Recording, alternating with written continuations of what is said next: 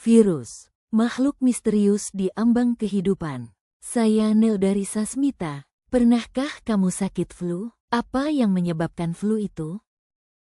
Apa itu virus? Virus adalah makhluk submikroskopis, sangat kecil, tidak bisa dilihat dengan mata telanjang, yang hanya bisa hidup dan berkembang biak jika berada di dalam sel makhluk hidup. Virus bukan sel, dan karena itu tidak dianggap sebagai makhluk hidup secara penuh. Di luar tubuh inangnya, virus tidak bisa melakukan aktivitas kehidupan seperti metabolisme, tumbuh, atau berkembang biak. Sekecil apa mereka dan mengapa unik? Ukuran sangat kecil, nanometer.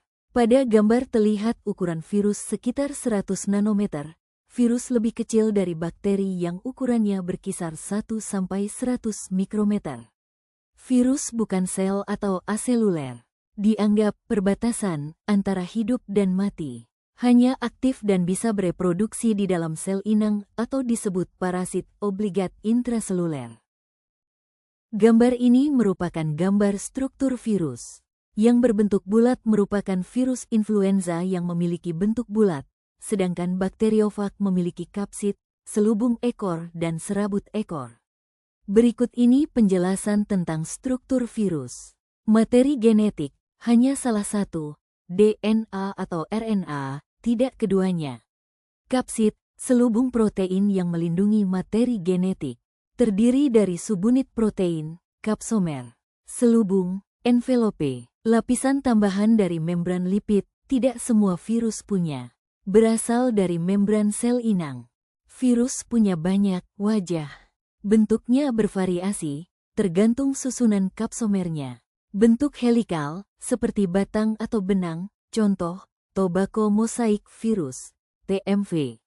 Bentuk polihedral, ikosahedral. Bentuk segi banyak, bola, contoh, adenovirus, poliovirus. Bentuk kompleks, struktur lebih rumit, contoh, bakteriofag. Virus tak bisa sendiri membajak sel inang. Virus butuh sel inang untuk bereproduksi. Mereka membajak mesin sintesis sel inang. Ada dua siklus utama, siklus litik dan siklus lisogenik. Gambar di samping merupakan ilustrasi proses virus dalam melakukan reproduksi dalam sel inang. Siklus litik, serang, gandakan, hancurkan. Adsorpsi, virus menempel pada sel inang. Penetrasi, materi genetik virus masuk ke sel. Sintesis, sel inang membuat komponen virus. Perakitan, assembly, partikel virus baru dirakit. Lisis, sel inang pecah, virus keluar, siap menginfeksi sel lain. Hasil, sel inang mati. Siklus lisogenik, berintegrasi dan mengganda diam-diam. Adsorpsi dan penetrasi, sama seperti litik. Integrasi, materi genetik virus bergabung dengan DNA inang, menjadi profag. Replikasi, DNA virus ikut mengganda saat sel inang membelah. Virus, tenang, di dalam sel inang, tidak langsung membunuh. Dapat beralih ke siklus litik karena pemicu tertentu. Hasil, sel inang tetap hidup dan membawa materi genetik virus. Selanjutnya, tahukah kamu bahwa banyak penyakit di sekitar kita ternyata disebabkan oleh virus? Yuk, kenalan dengan 6 penyakit akibat virus yang paling sering kita temui. 1. Flu, influenza. Flu bikin badan meriang, batuk, demam, dan pegal-pegal. Penyebabnya, virus influenza. Flu gampang banget menular lewat udara saat orang batuk atau bersin. 2. Cacar air, varicella. Kalau muncul bentol-bentol berisi air yang gatal, itu bisa jadi cacar air.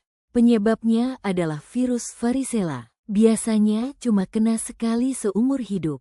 3. Campak. Campak bikin ruam merah di seluruh tubuh, disertai demam tinggi dan batuk. Waspada ya, campak sangat menular, tapi bisa dicegah dengan vaksin. 4. Batuk dan pilek. Kelihatan sepele, tapi batuk pilek juga disebabkan oleh virus low. Seperti rhinovirus. Jaga kebersihan tangan, ya. 5. Gondok, parotitis. Kalau pipi tiba-tiba bengkak dan nyeri, bisa jadi itu gondok. Disebabkan oleh virus mum, dan bisa dicegah lewat vaksin MMR. Jadi teman-teman, jangan anggap remeh virus ya. Mereka kecil, tapi bisa bikin kita sakit. Selalu jaga kebersihan, pakai masker saat sakit, dan jangan lupa vaksin. Selain penyakit-penyakit tadi juga ada beberapa penyakit serius yang juga disebabkan oleh virus seperti demam berdarah, virus ditularkan melalui gigitan nyamuk. Virus HIV yang menyebabkan menurunnya kekebalan tubuh manusia sehingga kita lebih mudah terserang bakteri dan virus lain yang memperparah kondisi tubuh kita. Ada juga virus hepatitis yang menyebabkan penyakit hepatitis jenis A, B, dan C dan kamu juga pasti sangat familiar dengan COVID-19 kan? Yang mana virus ini membuat heboh di tahun 2020 yang penyebarannya sangat cepat. Contoh penyakit lainnya adalah polio yang banyak menyerang anak-anak yang menyebabkan kelumpuhan sistem gerak. Lalu apa yang bisa kita lakukan untuk melawan virus? Ada beberapa cara yang sudah diusahakan oleh pemerintah untuk mengurangi dampak virus terhadap kesehatan yaitu program vaksinasi. Vaksin merupakan virus yang dilemahkan sehingga saat bertemu antibodi, tubuh kita akan mengkode dan membuat antibodi kuat yang secara spesifik menyerang virus jika menginfeksi. Hal ini sampai saat ini merupakan cara paling ampuh dalam melatih sistem imun. Hal lainnya yang bisa kita lakukan dan upayakan adalah menjaga kebersihan diri dengan rajin mencuci tangan, mengikuti etika batuk, bersin terutama di tempat umum. Selain itu membiasakan gaya hidup sehat dengan makan makanan bergizi, istirahat yang cukup dan olahraga secara teratur. Cara terakhir yaitu menghindari kontak langsung dengan sumber infeksi atau seseorang yang sudah sakit yang disebabkan virus, dengan menjauhi dan menggunakan masker sebagai pencegahan. Jika kita sudah terinfeksi atau sudah sakit, apa yang harus dilakukan? Bisakah kita mengobatinya? Tidak semua infeksi virus itu bisa diobati secara spesifik. Biasanya, obat yang digunakan adalah berupa suplemen yang meningkatkan daya tahan tubuh dan meredakan gejala yang disebabkan oleh virus sehingga tidak merusak sel tubuh manusia dan memperparah kondisi penderita yang sering disebut dengan perawatan suportif. Sedangkan antibiotik bukan obat untuk virus. Antibiotik hanya membunuh bakteri bukan virus. Dalam terapi gen, virus sering digunakan sebagai vektor atau kendaraan untuk membawa materi genetik atau gen sehat ke dalam sel pasien. Virus digunakan karena secara alami mereka memiliki kemampuan untuk masuk ke dalam sel dan menyisipkan materi genetiknya. Namun, virus yang digunakan dalam terapi gen telah direkayasa agar tidak berbahaya dan tidak menyebabkan penyakit. Virus yang umum digunakan dalam terapi gen, retrovirus, menyisipkan gen ke dalam DNA sel inang secara permanen. Cocok untuk terapi yang memerlukan ekspresi gen jangka panjang. Risiko bisa mengganggu gen lain dan menyebabkan mutasi atau insertional mutagenesis. Lentivirus atau subkelompok retrovirus, termasuk HIV yang sudah dimodifikasi, dapat menginfeksi sel yang sedang membelah maupun tidak. Banyak digunakan karena stabil dan efisien. Adenovirus tidak menyisipkan gen ke dalam DNA inang atau ekspresi gen bersifat sementara. Cocok untuk terapi jangka pendek.